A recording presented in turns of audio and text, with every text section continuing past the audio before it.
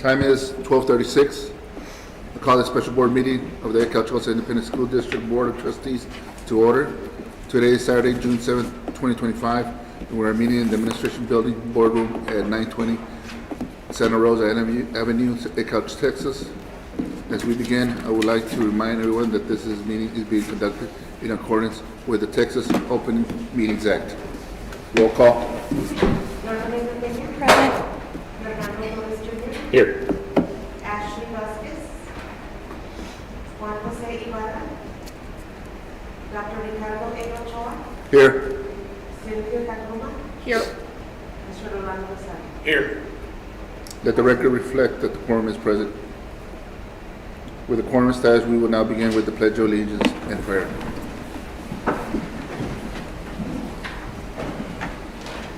Pledge allegiance to the flag of the United States of America and to the republic for which it stands, one nation, under God, indivisible, with liberty and justice for all. Go ahead, Robert. Oh, no, sure. I didn't see him. Taxter.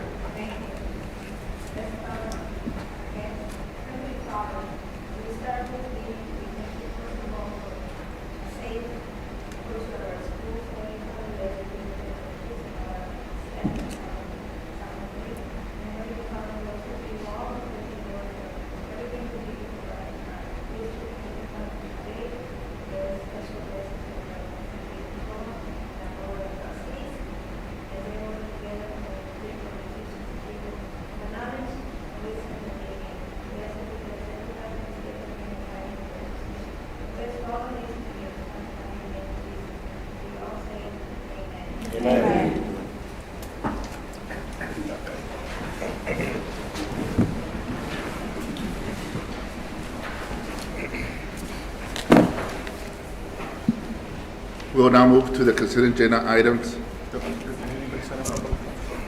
Dr. Cobb, Mr. Vice President, there is no items to be pulled or discussed. I'd like to make a motion to approve. I'd like to discuss item 4B, the approval of budget amendment.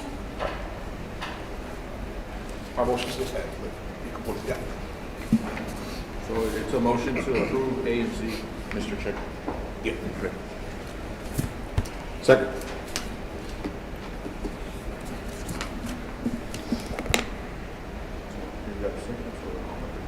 All in favor?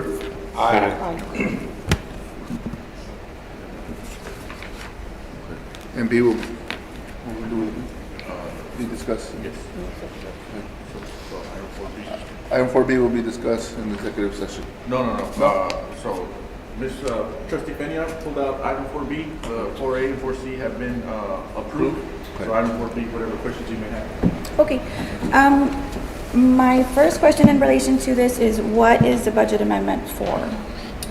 So the budget amendment is related to an item that was previously approved for the driveway for Truan Middle School. So the reason that I chose to do this is for a couple of reasons. One, the request to have it, or to be prudent to have this project done since it has already been approved, to have the monies allocated for when the actual bids come in. And also the money that was moved from function 53 to that was in data services that was not being used to function 51, which was maintenance. Additionally, there was money set aside under the insurance and bonding code. However, there was no expenses there, and so this prevented any type of issues related to dipping into the fund balance. But it was really just to be prudent and systematically get this project underway when the timelines and the RFPs come in. If at any point there is a change of mind, then the money will then just be left at that fund balance and moved to wherever we need it. With respect to this maintenance report that I'm looking at, where it says insurance and bonding, because I'm so new, so this money was originally set aside, was it for district property insurance, or what exactly was that money set aside for initially? There was no ledger. It was literally just money under that code without any type of explanation. There was an audit process to see if there was anything pending. There was nothing that was found that was pending, and I feel confident that I was pretty comprehensive when I looked that up. It just looks like that money was placed there perhaps in case something did occur. I can't speak to why the previous CFO did what she did, but I can be confident in saying that that money was allocated for no planned expenses or current expenses. Okay, and also because I'm new, I just want clarification on what number we started off with as far as the budget is concerned at the beginning of the school year. So if I may, for that, we are going to be going through the budget amendment, and we can certainly, I mean, the budget session 3, and we can certainly go through that. But as far as this specific budget amendment, I'd have to go back and check that. At the point that I did this, I was just trying to honor previous approvals by the board and the timeframes that it may take to do any projects, and that's why I chose to put in this amendment. Can somebody clarify what this plan or project looks like? Because I did see the supporting documents, but I'm just wondering what exactly is going on as far as the pickup area. It's being expanded in what way? This was done prior to my coming here. I know that when I was sitting on that side, the conversations when it was board approved was to make it more efficient for the pickup and drop off area at Truan Middle School. Oh, it's for the addition of the 2 lanes coming off of Cito Cáceres. So because of traffic and because, well, now the closure of Ibarra and the influx of students that should be going into Truan, we're anticipating just more traffic now. So I know based on the plans that I saw in board book, there's been some engineering work already done, and it's just to add an additional 2 lanes, I guess on the north side of the campus, northwest side of the campus, to alleviate some of that traffic and go into our campus as opposed to just sitting on the side of the street on Cito Cáceres. That at least that's what I saw in my board book. Okay, I was just trying to make sense of that. And with respect to the budget, being that we are in the negatives, I'm kind of uncomfortable in this budget amendment because as it is, from what I understand, even though you can't give me, Dr. Sandy, an accurate number, which is completely understandable, we began the school year, from what I understand, in the negatives. So with respect to going through with this project, I'm not certain from where I stand that it's a priority because it doesn't directly affect, for example, student instruction. You know, when you're looking at making a cost like that, that's just going to continue to put us in the negatives, and it doesn't directly affect student instruction.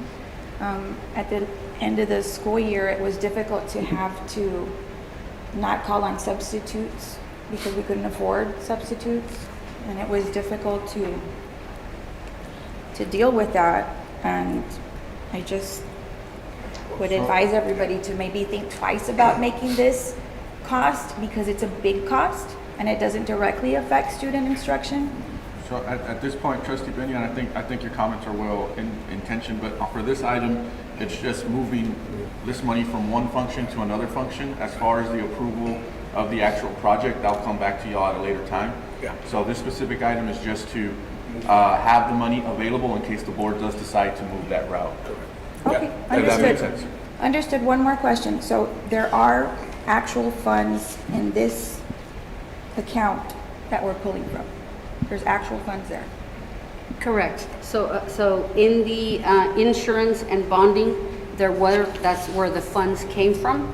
And again, I could not find what they were allocated for this year or for the coming year. And the budget does close June 30th, which is why I moved the money. But again, to your point, if the project does not take fruition, then the money is simply not used. Okay, and one more And question. then it becomes a cost savings. Any insight as to whether or not this money that was there was maybe for prepaid? No, Insurance? that was confirmed. Okay. Thank you. You're welcome. Okay. Any more discussion?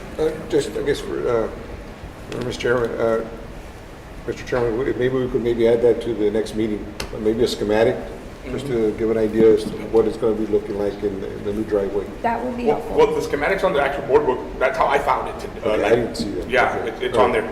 maybe Yeah, we the can have actual you for design and public- everything's on there. Yeah, I maybe- did see them, but I just needed a little bit more Yeah. clarification with that. Well, there's no further discussion. I have to make a motion to approve. Second. All those in favor? All in favor? Aye. I'm opposed. We'll move on to items to be discussed and presented. Strategic planning session number 3. It's on the PowerPoint, but you also received a hard copy.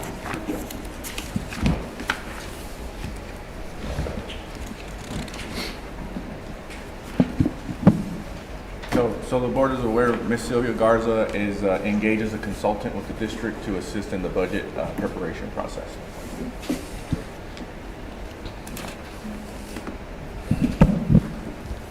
Good afternoon, Board Trustees, Dr. Ochoa.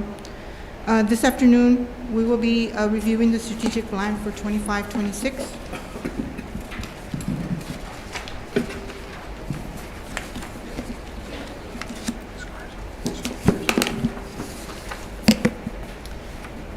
It has been an incredibly busy legislative session. One of the top school finance bills, House Bill 2, has been signed by the governor on June the 4th of 2025. This bill consists of $8.5 million in new state spending, which includes $4.2 billion for teachers and staff pay raises, $1.2 billion in allotment for basic costs to assist districts with expenses like insurance, utilities, and TRS contributions, nearly $2 billion to update special education formulas, and $430 million for school safety.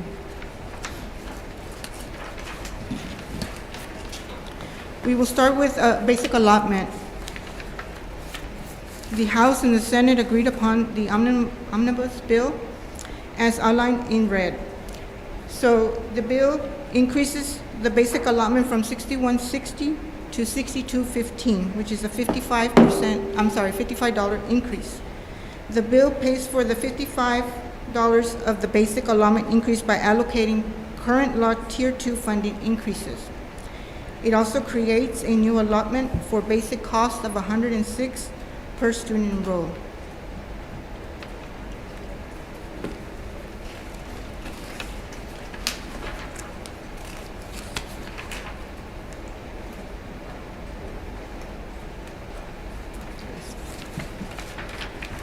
House Bill 2, most importantly, will provide uniform pay increases for classroom teachers. Districts with enrollment of 5,000 or less, which is ECA-CHELSA's, 3 to 4 years of experience, teachers with 3 to 4 years experience will be required to be paid $4,000. 5 or more years of experience will receive $8,000. It also adds a new support staff retention allotment of $45 per ADA for non-teacher, non-administrative, full-time, and part-time positions. The bill does not make any provisions for 0 to 2-year teachers.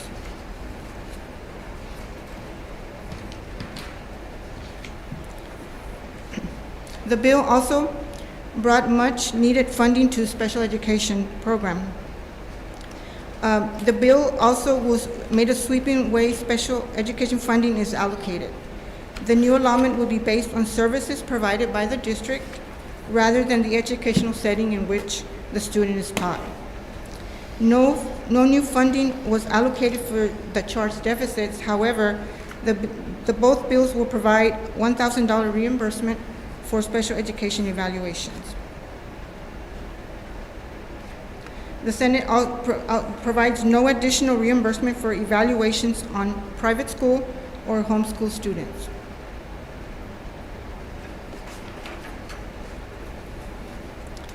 The bill also increased school safety allotment by $430 million for the biennium. The amendment moves from Tier 1 allotment in subchapter D, which would not generate any additional flexible spending in Tier 2. Senate does not include any fine arts allotment.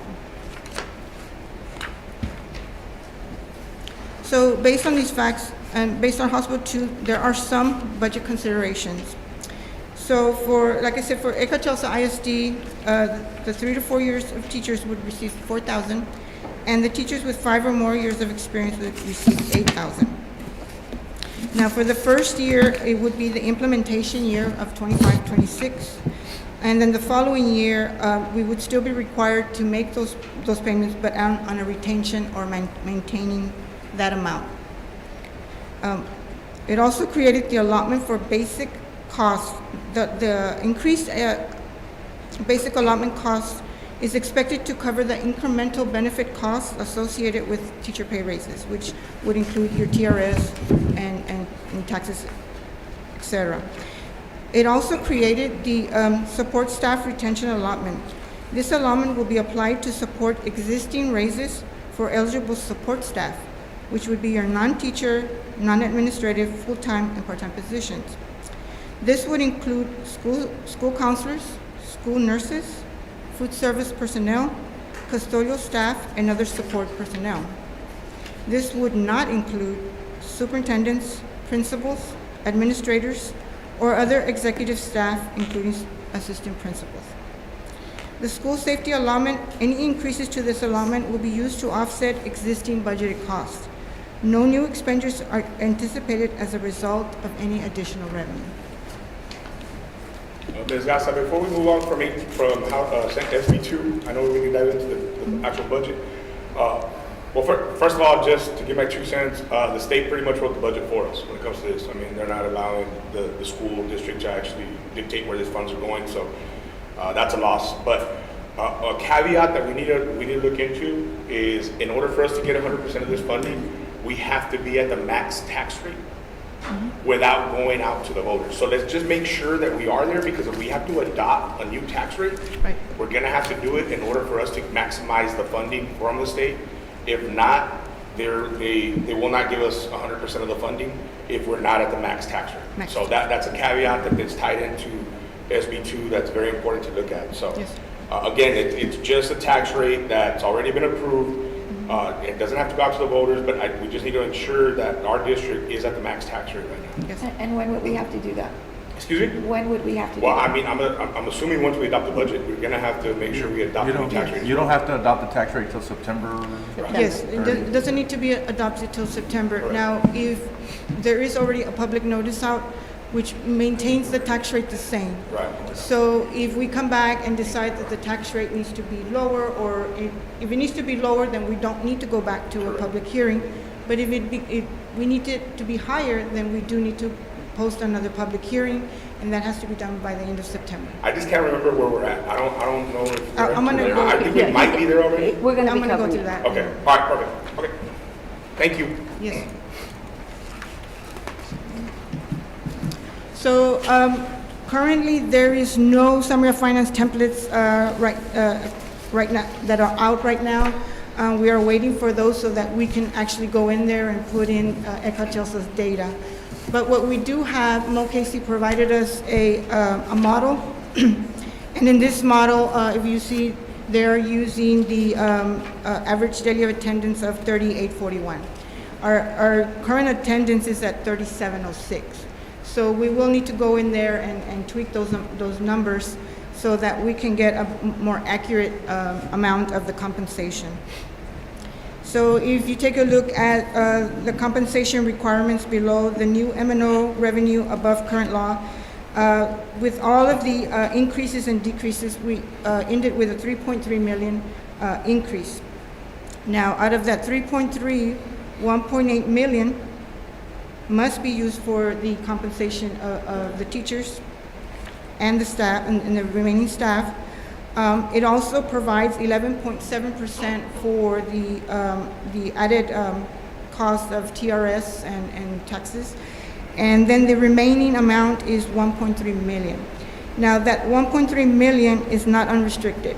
So there will be, they're actually tied to a certain allotment, which would either be state comp, sped ed comp. So we have to apply those increases to those specific allotments.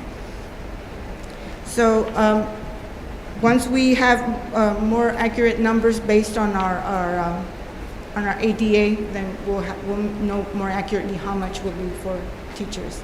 Now, I did provide a couple of models here. With your teachers from 0 to 2, there is no provisions made for that, but I modeled one so that you can see what the cost would be if we wanted to change our starting pay rate for teachers. And so with just around $500, I believe was the first one to increase by pay step, would cost about $39,000. And so the other two are pretty much set with those amounts that they gave us on the model. And so with the additional costs and fringe benefits, in order to give 0 to 2 year teachers $500, it would cost $44,148. Now, if we wanted to increase it to 1,000, that would cost, the total cost would be $88,296. Now, I believe it's important that we consider the 0 to 2 simply because we want to recruit qualified teachers, and we want to make sure that we're competitive with other districts. So by incrementing slightly and ensuring that we get the recruitment. The second one is for the non-teaching and non-administrative staff. The actual bill only allowed $154,298 for 396 employees. So when we that should equate to about $390 per employee if we wanted to spread it evenly. And so I have those numbers there for 390. I also had the 500 if we wanted to increase it slightly higher by 500. And the cost of that would be about $90,789. And the cost for $1,000 would be about $356,243. Now, the actual increase has to be a permanent increase in their salary, and so therefore, the amounts would have to be based on their pay grade and the midpoint at the midpoint, so that we can compute and ensure that the scale moves along with the increase.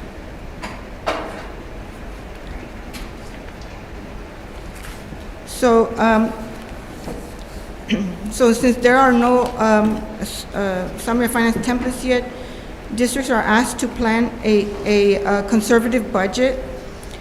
And so, right now, some of the assumptions that we have for the moment will be, we're budgeting at 3706. Our actual actually came in at 3720. So we are decreasing it slightly to 3706. The estimated property taxes, maintenance and operation, $3,902,373.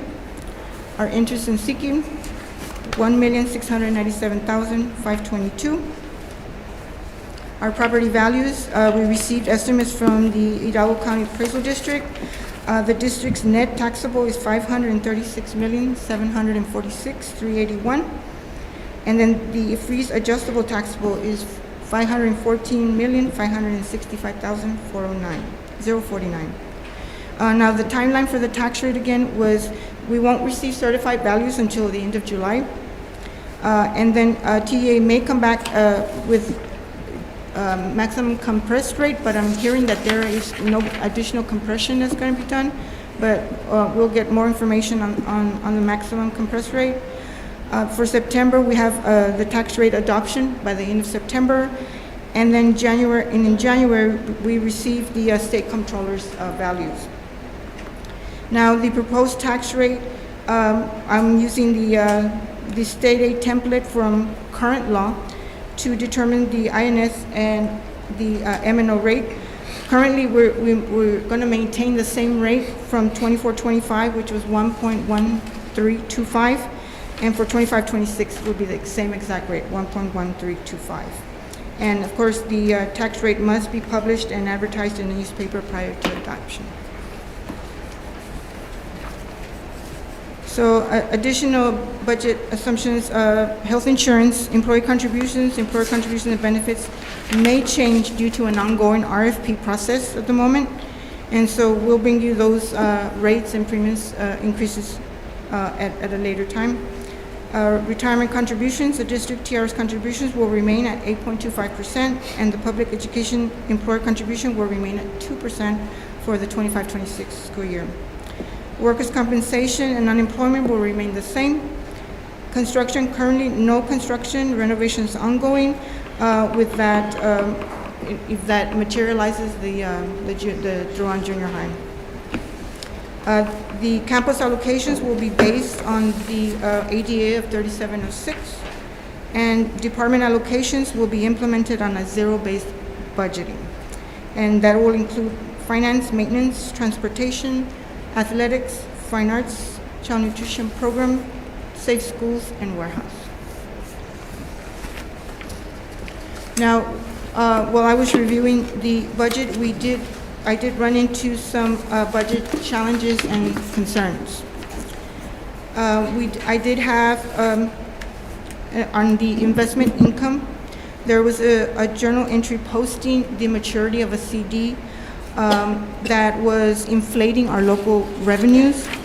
So when I did some research on that and consulted with the external auditor, the journal entry had to be corrected so that the proper amounts went back into investments and the proper amount went into interest income.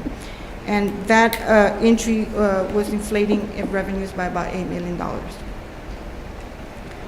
So the next one is the, when I also was looking to see revenues, to see how we can increase local revenues, when I noticed that there are no indirect cost rate proposals that were submitted for 24-25 to claim indirect cost reimbursements that would increase general fund revenue. And so the indirect cost is coming from the federal grants. Once we do our federal draws, we also have a percentage that we can use as indirect costs that go straight into our general fund. So there were no revenues for indirect costs this year. And on that, if I may also add, and please correct me if I'm wrong, Ms. Garza, it appears as if the application was previously submitted and it was also submitted without the request for indirect costs. So that will be another, it will add another year of monies that basically were left on the table.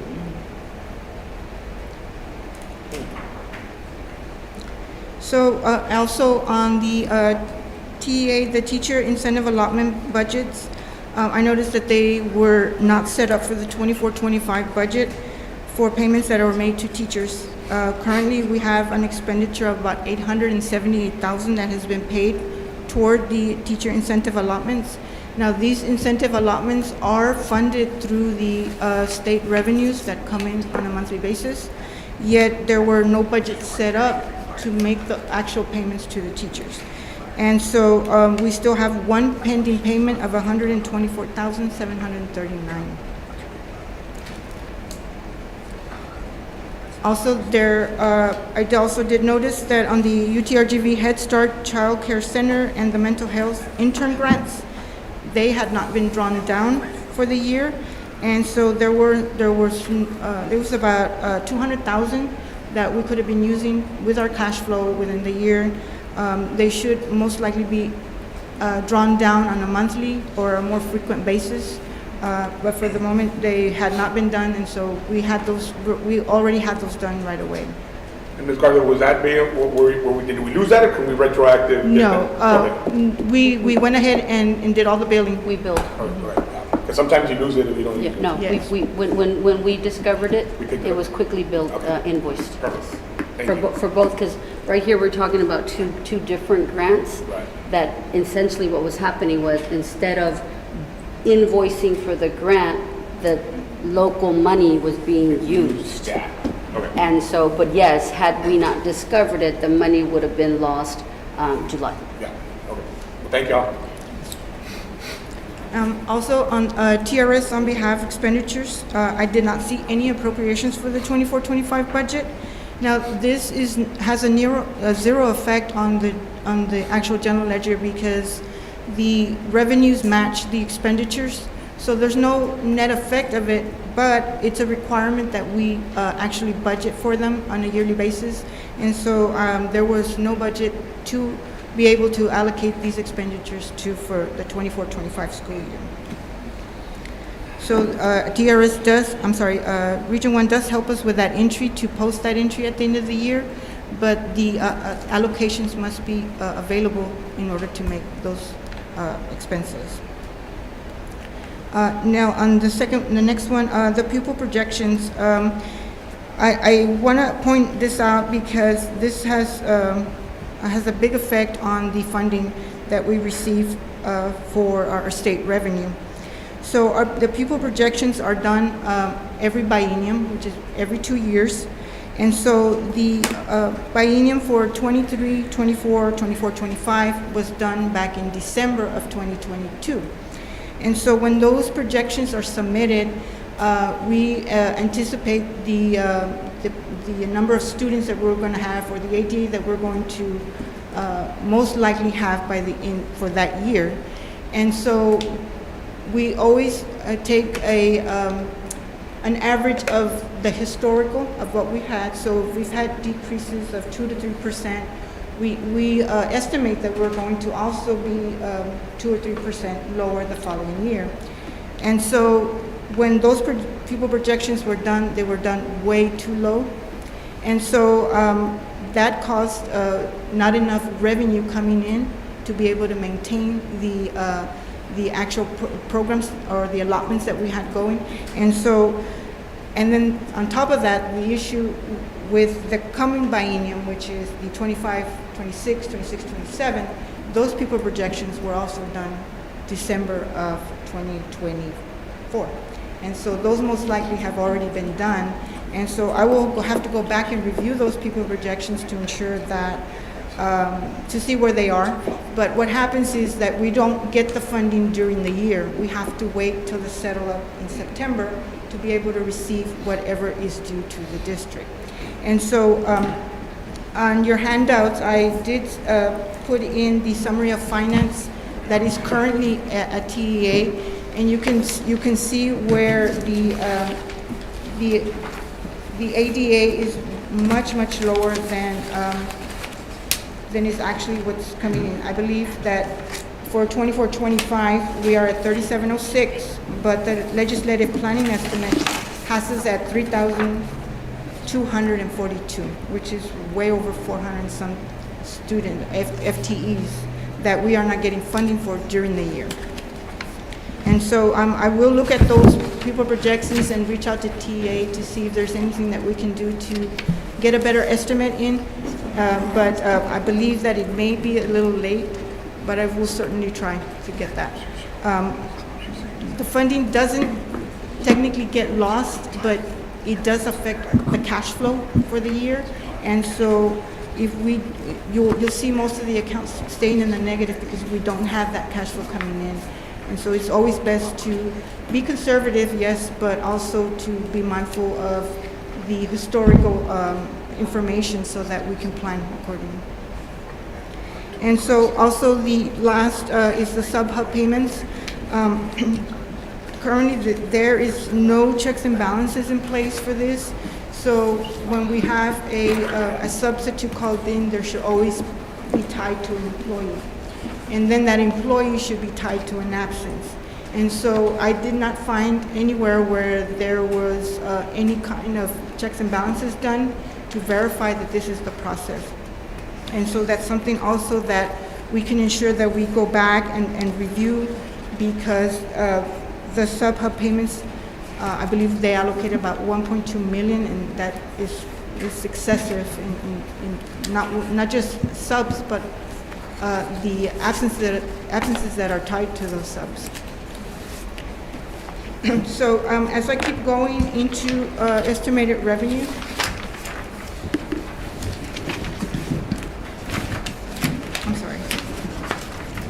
so I'll start with estimated state allotments. So these are the allotments that we budget for on a yearly basis. I gave you the estimated allotment is the amount that TEA gives us to plan, but they also have a spending requirement. The 55%, for example, state comp is 55%, the allotment is 6.5 million, and 3.5 million is the 55% of that, and then the difference goes into the general operating indirect cost. And so the only requirement they have is to spend up to that 3.5 million.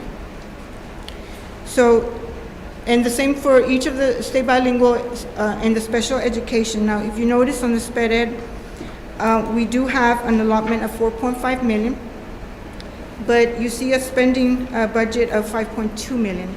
That is simply because sped ed is over budgeted because of the number of students and the expenses that they normally have, and because we have to maintain the effort. So in order for us to pass compliance on the maintenance of effort, we must maintain the budget the same. And if we choose to increase that following year, we have to maintain the budget at that higher amount. And so throughout the years, the budget has been going up a little bit, and so therefore the expenses and the budget must go up with it as well. So all of the others are smaller allotments, but yet have 100% expenditure on them. And so the remaining of the amount will factor back into general fund, which will be used for the regular program and transportation allotment and things like that, other smaller amounts that are given to the district. We also have our federal planning estimates. These estimates are provided to us from TEA. And so I gave you the comparison between last year and this year.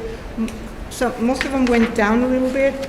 So we're going to lose about $169,000 in federal grant money, simply because this is driven by our ADA. And so as our ADA goes down, so do our federal grant monies.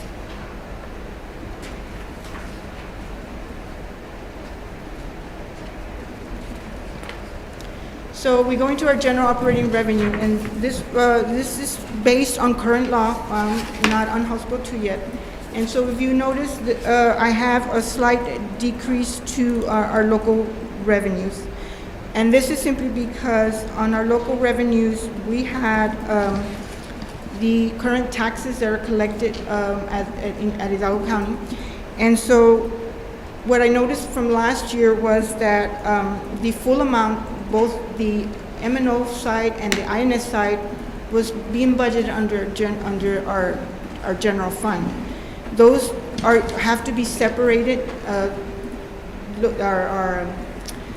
Our 199 account, or our 199 fund, which is our general fund, has to have its own budget of what it receives under the M&O tax rate.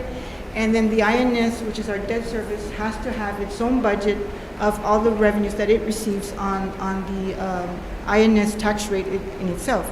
Well, what I noticed was that they were both put together in the same general fund amount. So what I'm doing at this point is separating those as they should be, so that the INS or debt service can generate enough money to be able to pay for that bond payment. And so that's what that decrease is there on the local revenue part of it. If you look on the foundation school program, we are basing it on 3706, but there is an increase. And this increase, as I had spoken before, on the TRS on behalf payments. I had to allocate the actual on TRS on behalf payments on the revenue side, but you're also going to see it on the expenditure side, so it's going to be a wash. And so also on our federal revenues, this is only the revenues coming in through our child nutrition program. And so for the moment, I'm showing a slight decrease of $154,000.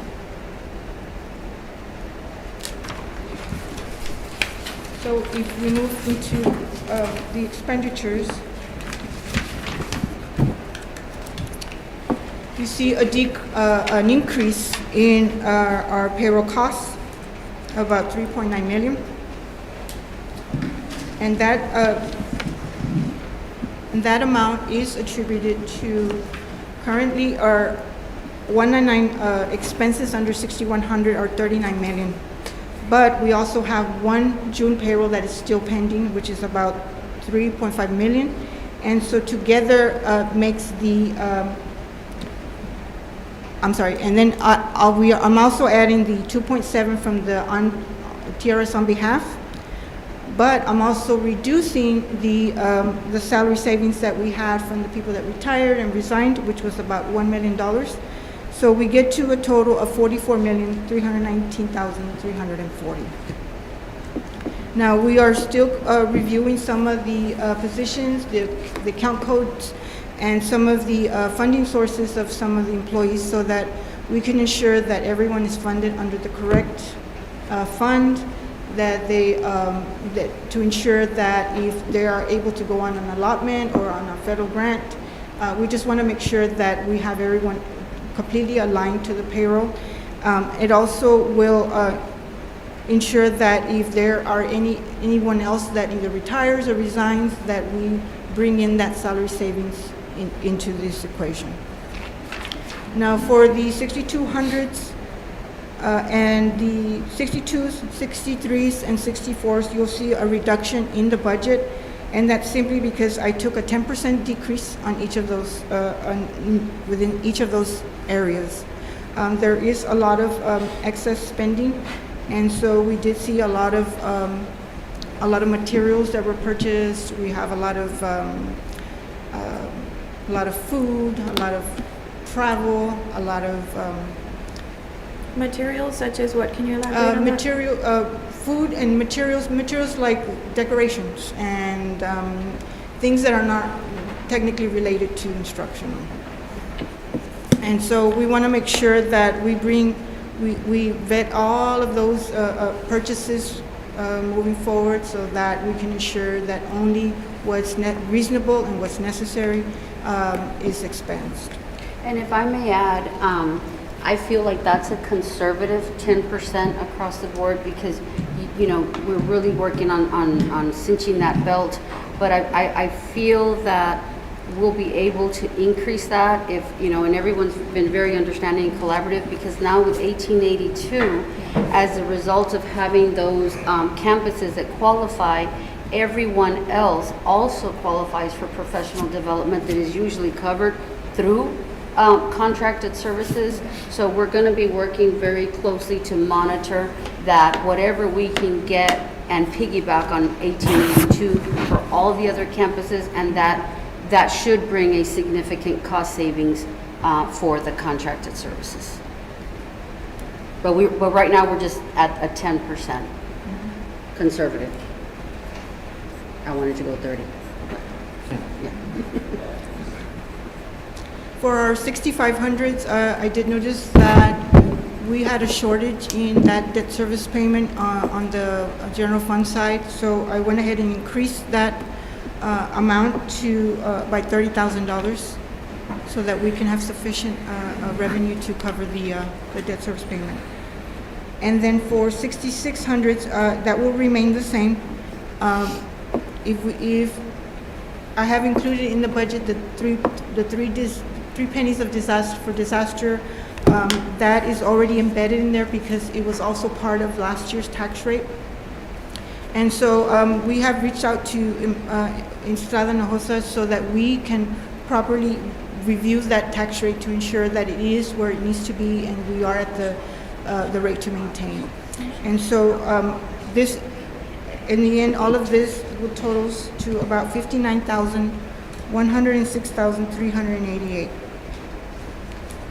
And this covers both the general fund and our child nutrition program.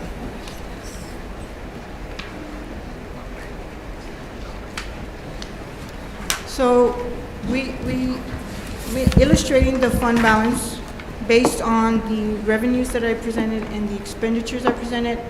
And it's important to note that this is budget to budget. So I'm comparing last year's budget that was approved to the budget for this year. This is not actual. So last year's budget included a $2,258,000 deficit. For this year, based on the numbers that I have had on my previous slides, I am estimating that we will have a $3,396,355 deficit.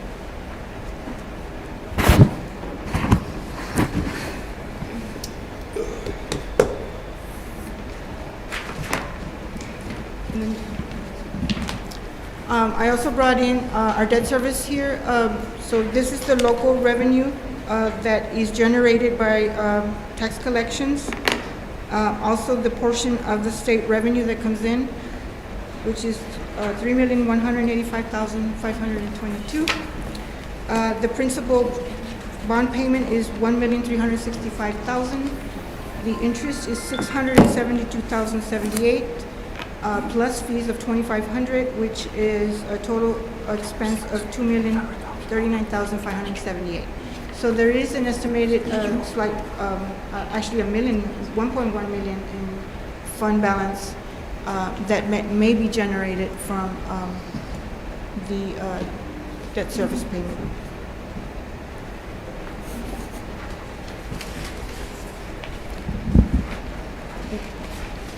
We also went through some cost-saving measures. And so for the cost-saving measures, the program change cost savings from the resignations and retirements was $1,060,183 as of this presentation. I'm sorry, what's that number again? $1,060,183.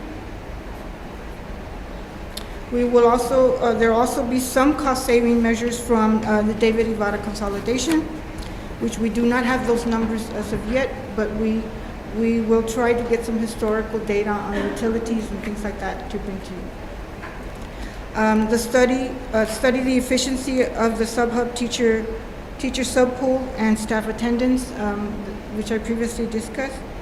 The hiring freeze and savings through attrition. Additional ADA through our 1882 agreement with Region 1. Review of district-wide overtime. Review of district-wide stipends. Review of retiree hires and cost of pension and TRS care surcharges. Staffing review of positions and funding sources.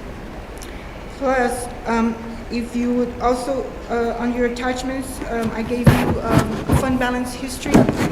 Also attached to that was the summary of finance from TEA. In one of the latter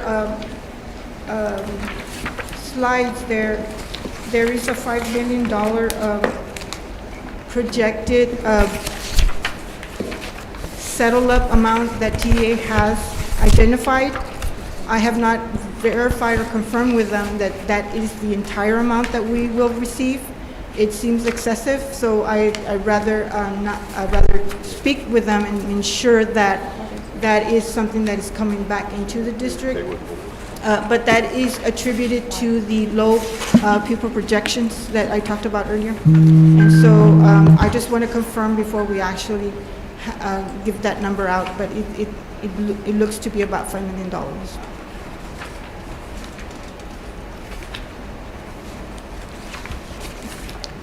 And then I put together this slide.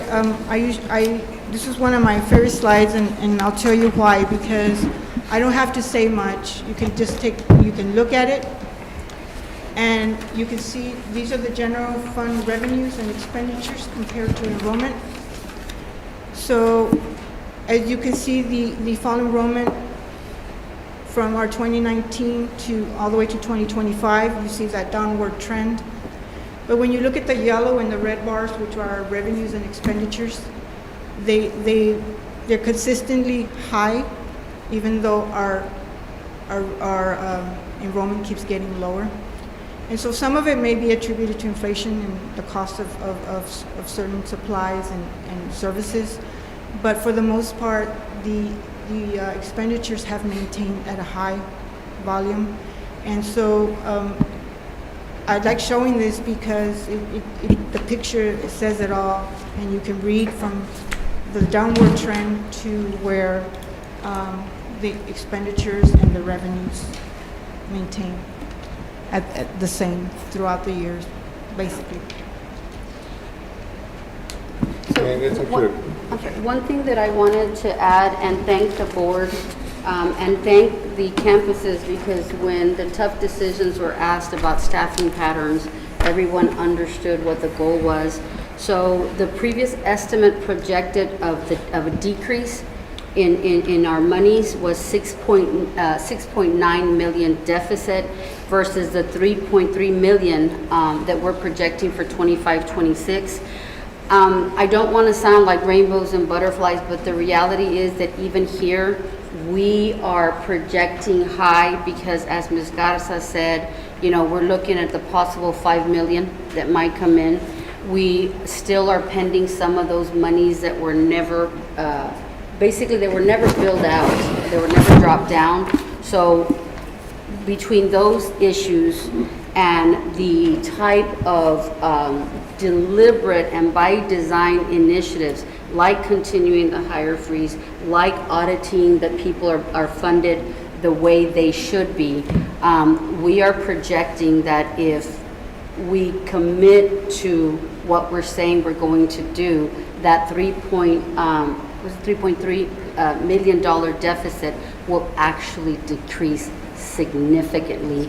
And so I just want to thank the board, because we were initially looking, I want to say, I'm not a real, I don't like numbers, but I've been like, for the last 3 weeks dealing with numbers, and I had a panic attack when initially it looked like we were going to have a fund balance of 4 million, and I'm so pleased to report that because of all the hard decisions that you made, you know, we are at the 3 months operating expenses that we need, but it's like this elastic is really stretched right now. Things will hopefully look better once the funds from HB2 and all that comes in, but we cannot keep our eye on the prize, which is saving, being conservative, and never losing sight that where we cut will never be at the sacrifice of students' needs. And you as a board member, board collective trustees have made that clear, and we are working and will diligently ensure that students' needs and achievement will not be sacrificed with cuts that are made. I just wanted so to clarify, the projection, the reduction in the projected deficit is not taking into account the 5 million and not taking into account the drawdowns that we have not gotten. Exactly. Okay, all right, cool. Ms. But we don't want to count our chickens No, before they hatch. I totally agree. That's why I was We just don't trying want to to count our clarify. chickens before we have. We want to scare you a little bit, and and then say, guess what? Celebrate. Yeah. Joe, can we put the last slide up? That I think the information here is important for everybody to understand here, is that you look at the, let's start off with the yellow. The yellow, if you look at the last 4 years, the trend obviously shows that we started off in 22 where we had more money coming in than we were spending. And then you see for the next 3 years out there, the money's increased every year as far as our revenues. But if you look at the red, ever since 22, the trend is upward as well. So we've gotten more money, but we spent more money. But yet the black shows the trend going down. So I guess this is a real nice eye-opener for everybody to understand that our goal right now is right here in this 25, is that to keep the yellow where it's at, if not higher, but we got to work on getting that red down.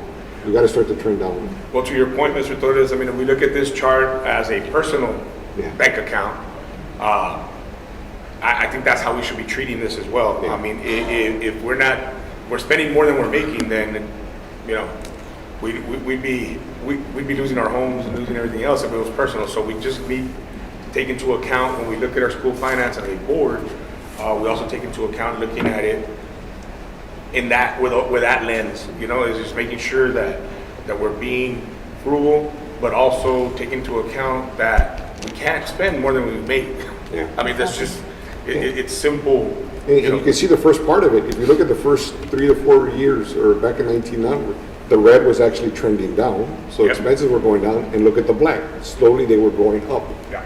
Then we reached an area where all of a sudden now we're spending way more than we're bringing Yep. in. All right. So I think this is something we should probably see on a month-to-month basis, just to give an idea of where we're at, like a operating checkbook.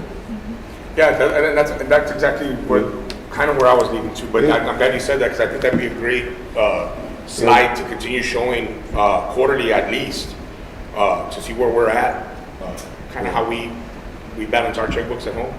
I think, Same way. you know, and to Ms. Garza, I know it's not easy to come in here late nights and do what you've done. I'm pleased with the thoroughness of the information that you shared with us. I think you laid it out very easy for us to understand. I think that says a lot about your experience. So I think, you know, for me, I want to say thank you for providing us with this. I think it's been a while since we've gotten that clarity. You didn't give us any rainbows, you didn't give us any balloons, you didn't give us any of that. You just told us the data the way it is and how you see it as a financial person.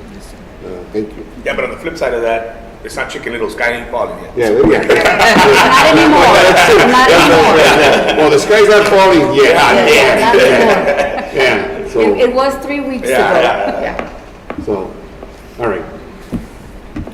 Was this all just information, or did we need to make a Yes. motion? No, The there's no action. Presentation. The goal is to present it in the June board meeting for approval. Thank you, Ms. Garza. Thank you. We'll now convene into executive session pursuant to the Texas Open Meetings Act, Chapter 551 of the Texas Government Code. The board will meet in closed session under the following provisions: 551.074 for personal matters, 551.071 for consultation with legal counsel. Time is 1:32. The board will now move into executive session.